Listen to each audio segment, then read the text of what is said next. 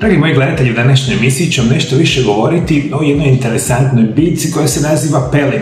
Vjerujem da veliki broj vas čuo za pelin, međutim današnje informacije će vam govoriti o tome što se događa kad konzumirate čaj od pelina, tinkture ili bilo kakav drugi oblik pelina. Govorit ćemo o zdravstvenim blagodatima, receptima, što je jako bitno. Na kraju emisije ću vam dati informacije ko ne smije konzumirati pelin, to je jako bitno iz današnje perspektive. Dakle, današnja emisija govori o nevjerojatnom utjecaju na zdravlje samoga pelina. Kako koristiti ovu biljku? Pelin danas najčešće koristimo kao čaj, tinkturu, kapsule. Listovi se sakupljaju prije cvatnje, a za vrijeme cvatnje i cvjetovi dok se nisu još posve formirali. Cvjetni pupoljci mogu se osušiti i samljati u prah, te u manjim količinama dodati salatima i drugim jelima. Poznato je spravljanje alkoholnog pića od pelina, koji se naziva pelinkovac. Drugi daleko najpoznatiji liker u svijetu je apsint, kojemu se za izradu dodaju još anis i komorač, a u prošlosti su ga konzumirali slavni umjetnici kao Vincent van Gogh, Paul Gauguin, Annie de Toulouse-Lautrec, Charles Baudelaire, Oscar Wilde i mnogi drugi. Sadržava visok postotak alkohola i tužona, te izaziva halucinacije. Apsint je alkoholno piće koje se tradicionalno priprema destilacijom s raznim biljnim sastojcima, uključujući pelin, Artemisia absinthium. Ovo piće je poznato po svojoj zelenoj boji, karakterističnom okusu i snažnoj aromi. O samome apsintu ću vam reći malo kasnije, veliki broj vas je čuo za njega, koristi se od jako dugo vremena. Međutim, ono što vam danas želim možda još interesantnije reći, biti će kako bi mogli i trebali zapravo koristiti sami čaj od ove biljke, jer on ima nevjerojatne zdravstvene blagodati ako se koristi u preporučenim dnevnim dozama. Čaj od običnog pelina, sastojci: jedna mala žlica čaja od običnog pelina, jedna šalica kipuće vode, med ili drugi prirodni zaslađivači po želji opcionalno. U šalicu dodajte jednu malu žlicu čaja od običnog pelina.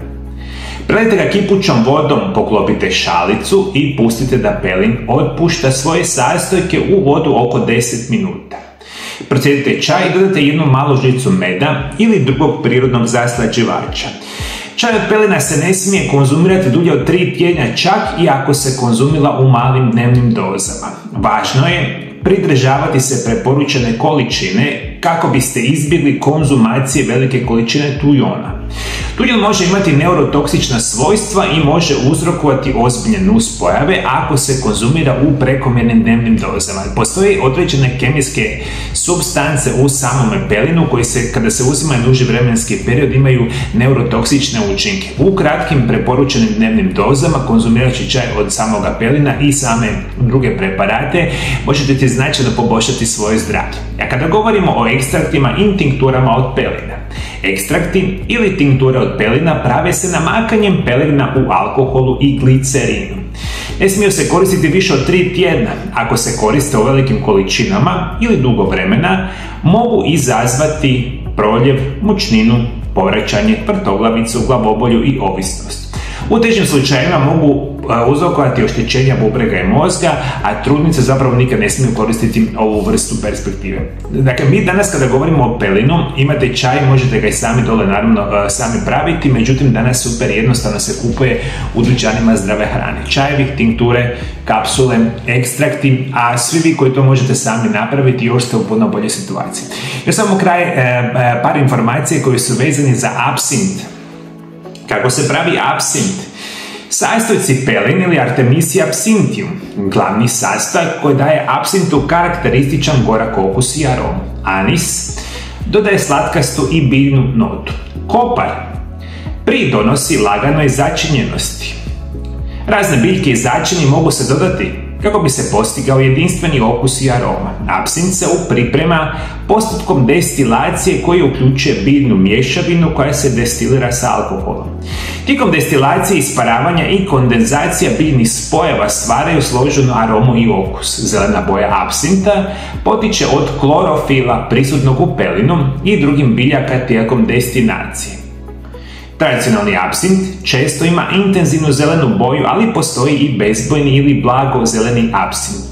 Često se prije konzumacije razređuje hladnom vodom, obično se miješa posebno žličicom perforiranom rupama iznad čaše sa kockom šećera.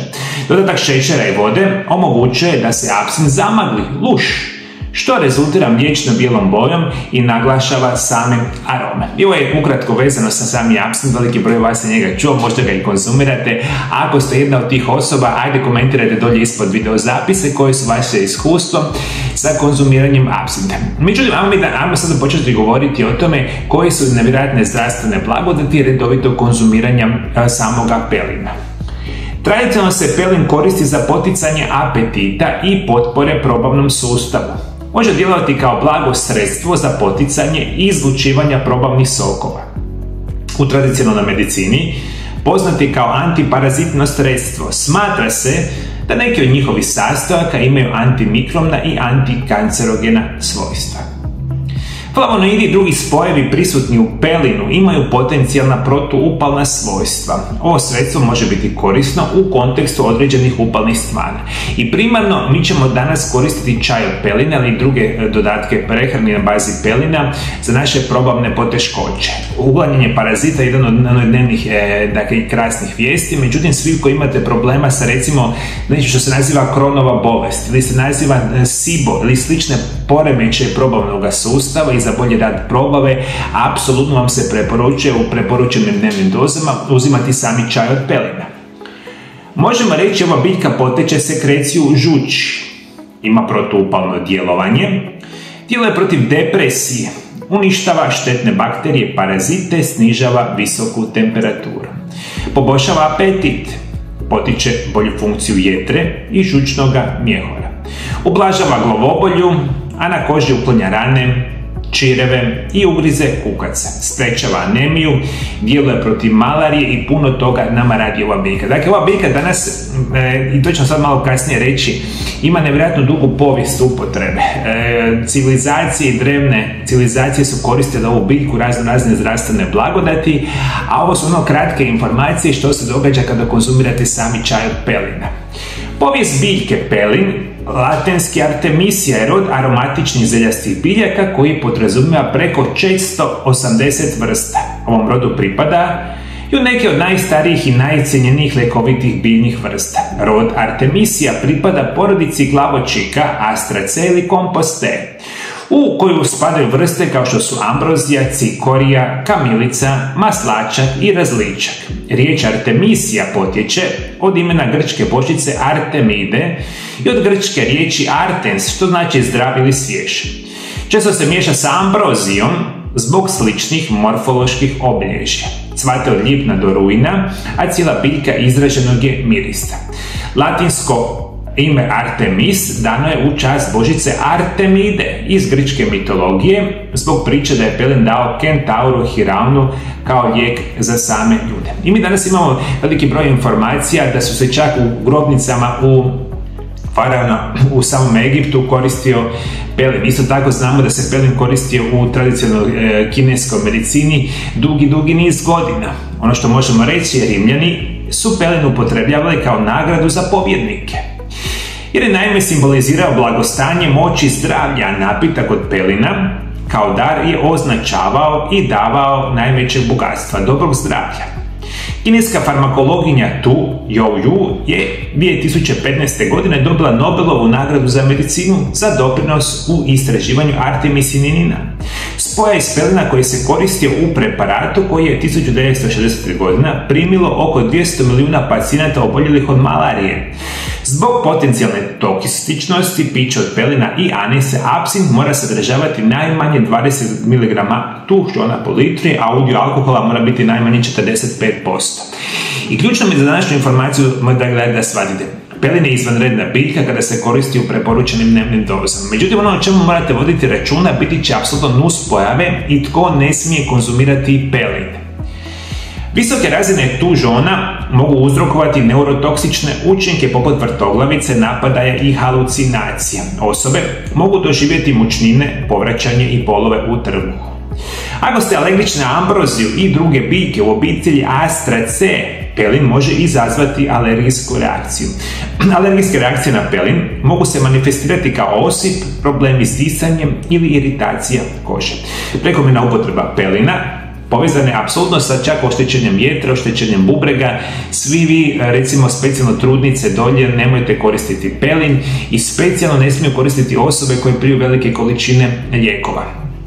Ključ je da, moji dragi gledatelji, shvatite kada god uzimamo neke prirodne lijekove, specijalno putem interneta, da mora biti visoko kvalitetni prirodni lijekovi. Kao što ćemo danas govoriti o samoga pelina i kada ga znamo stručno, ciljano konzumirati, imat ćemo izvanredne zdravstvene blagodati. Vi ukoliko imate kakvih drugih informacija vezanih za sami pelin, što ja možda nisam rekao, molim vas komentirajte, pišite dolje ispod video zapise. Prije nego što odete, moji dragi gledatelji, preporučit ću vam pogledajte moj sljedeći video zapis. I govorimo o nevjerojatnim zdravstvenim blagodatima čaja od ružmara, jer njega možete pogledati u ovom video zapisu pored mene. Hvala još jednom što vam pratite, Bog vas blagoslovio. Bog blagoslovio i vašu obitelj, vidimo se drugi puta. Lijepi pozdrav!